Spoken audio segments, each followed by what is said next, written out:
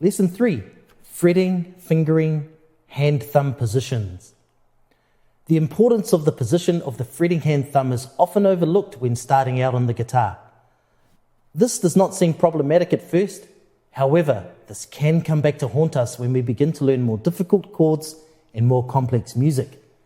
Therefore, I want you and I to take more time to understand the impact of the 3 most common thumb positions have on our playing, and why I favour one position in particular.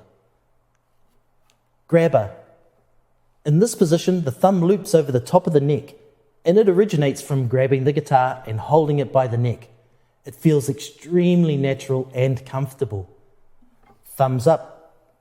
In this position, the thumb sticks up and protrudes above the neck of the guitar. It can also feel quite natural. Unseen. In this position, the thumb is behind the neck and is virtually invisible when viewed from the audience's perspective.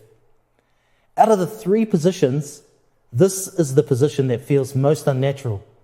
Let us explore the pros and cons of each thumb position in more detail using the table below. Grabber. Comfort is high.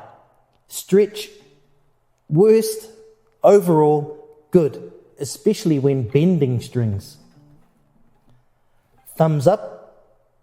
Comfort, medium. Stretch, better. Overall, bad. Offers the least amount of versatility. Unseen. Comfort, medium to low. Stretch, best. Overall, best, except when bending strings. Playing the guitar can be quite an uncomfortable experience due to the strings and neck causing fingertip, hand, and wrist pain.